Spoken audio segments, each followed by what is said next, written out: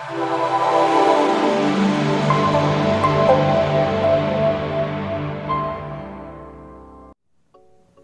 Guys, welcome to Marco insights. आज हम बात करने वाले हैं top 7 technologies and technological themes जो आने वाले डेकेड को शेप करेंगी।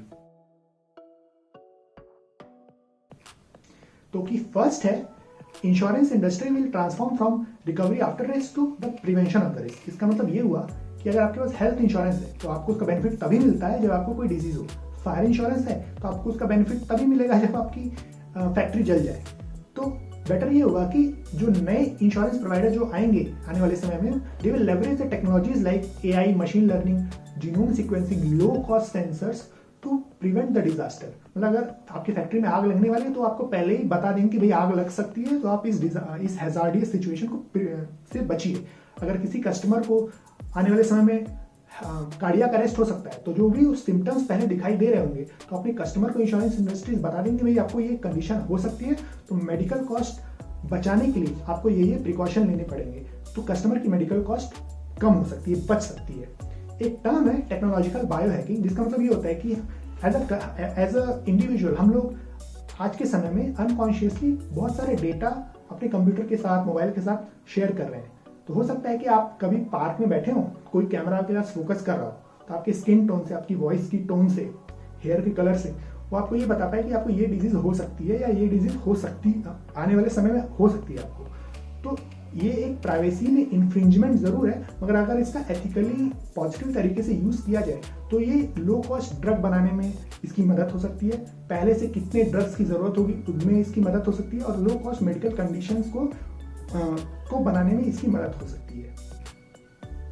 गाइस, सेकंड टेक्नोलॉजी हो गई डिजिटल ट्विन।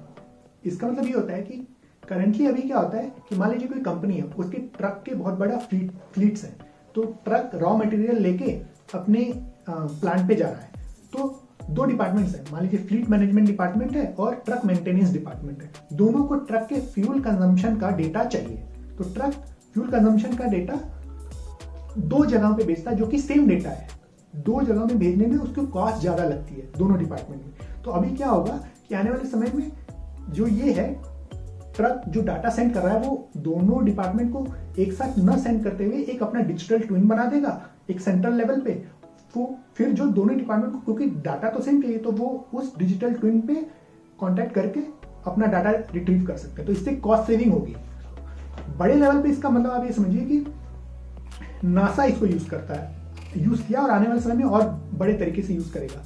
अपने जो स्पेस शटल है उनकी रेंडरिंग के लिए, उनकी टेस्टिंग के लिए वो एक फिजिकल स्पेस शटल बनाने से पहले वो डिजिटल स्पेस शटल बनाता है और उस पर उसकी टेस्टिंग करता है, ताकि अगर वो खराब डिजाइन है तो डिजास्टर से पहले वो कॉस्ट सेविंग कर पाए और उसको और बेटर और एफिशिएंट बना पाए।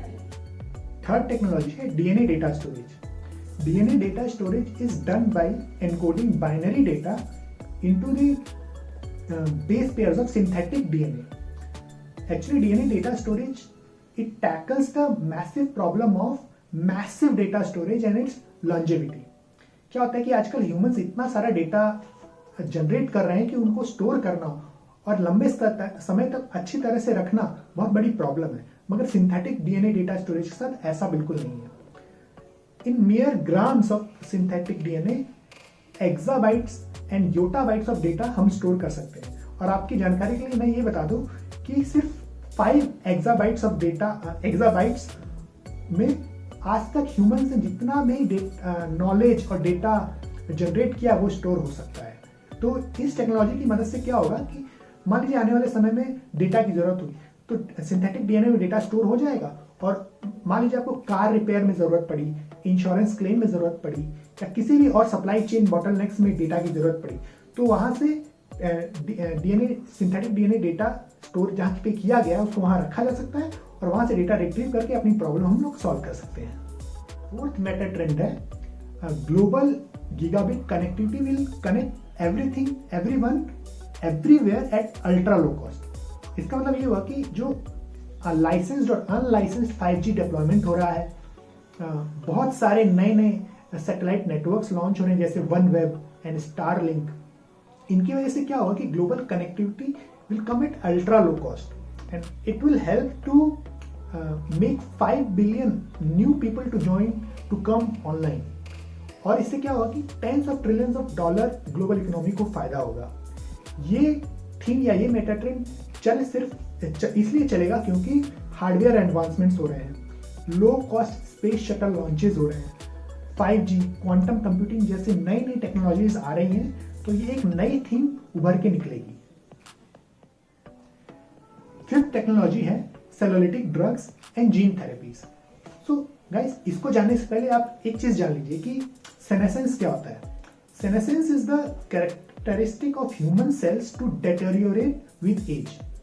इसका मतलब ये हुआ कि जैसे ह्यूमंस 50 ईयर्स पे पहुंचते हैं तो उनके बॉडी में सेनेसेंट सेल्स की मात्रा बढ़ जाती है। तो सेनेसेंट सेल्स क्या करते हैं कि दे जनरेट इन्फ्लेमेटरी मीडिएटर्स। तो इसकी वजह से क्या होता है कि इन मीडिएटर्स के कांटेक्ट में हेल्दी सेल्स भी आते हैं, तो उनके अंदर भी ये इन्फ्लेमेटरी मीडिएटर्स को प्रोड्यूस करने की क्षमता या एक तरह से कैरेक्टरिस्टिक आ जाती है। तो एक सेल दूसरे सेल को भी अनहेल्दी बना देता है। तो इससे क्या होता है कि आपको बहुत सारी डिजीजेज होने लगती हैं, और आपकी जब एज ओल्ड हो जाते हैं तो आपको डायबिटीज, हार्ट अटैक ऐसी डिजीजेस और फ्रीक्वेंटली आने लगती हैं। तो इससे बचने के लिए सेलुलिटिक ड्रग्स क्या करेंगे, उन सेनेसेंट सेल्स को मार देंगे, तो बाकी सेल्स अनहेल्दी होने से बच जाएंगे और आपकी एज बढ़ जाएगी।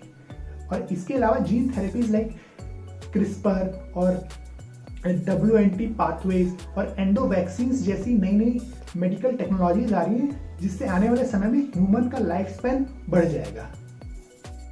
So guys, sixth theme is AI will achieve human level intelligence, and this will be possible only because AI and machine learning algorithms will be made open source, which are available on the cloud. तो इससे क्या होगा कि कोई भी individual है, अगर उसके पास इंटरनेट कनेक्शन है, तो he can augment his problem solving skills. He can start a new venture at a fraction of cost which he is incurring today. And this trend is possible only because of availability of high level of global bandwidth, cloud computing, edge computing, and quantum computing. So seventh theme is cellular agriculture will provide high quality protein which is cheaper and healthier. So guys, you will witness that next decade में क्या होगा कि most ethical protein production and जो कि life stock से हम लोग लेते हैं उसकी बर्थ होगी। This is possible only because of stem cell based cellular agriculture. इससे क्या होगा कि ऑन डिमांड कहीं भी एक हेल्दी प्रोटीन प्रोड्यूस किया जा सकता है, चाहे वो बीफ हो, चिकन हो या फिश हो, जिसका environmental footprint current life stock से के प्रोडक्शन से बहुत कम होगा। और this trend will be possible because of convergence of technologies like biotechnology, material science, agricultural tech and machine learning. तो दोस्तों, इस वीडियो के साथ आप एक और थॉट अपने साथ ले जाइए कि अभी तक क्या होता था कि हम लोग एक ऐसी डिजिटल दुनिया में जी रहे हैं जहां पे डाटा प्रोटेक्शन, डेटा प्राइवेसी एक तरह से अनरेगुलेटेड थी। तो आने वाले समय में ऐसा हो सकता है कि सिविक सोसाइटीज में, पॉलिटिशियंस में और एकेडमिक एरिया में ऐसा डिस्कशन हो कि how digital life is changing our personal life, और डेटा प्राइवेसी के ऊपर बहुत सारे डिबेट्स होने वाले हैं।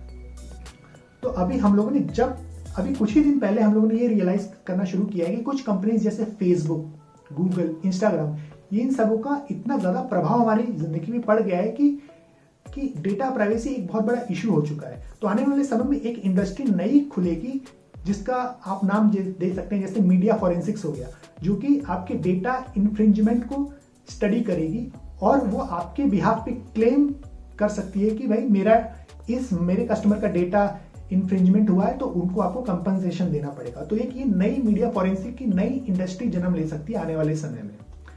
और एक और गाइज, आप एक नोशन ध्यान में रख लीजिए कि क्या हर प्रॉब्लम जो कि टेक्नोलॉजी से बर्थ लेती है, टेक्नोलॉजी से उत्पन्न होती है, क्या उसका सॉल्यूशन सिर्फ एक दूसरी टेक्नोलॉजी ही होगी?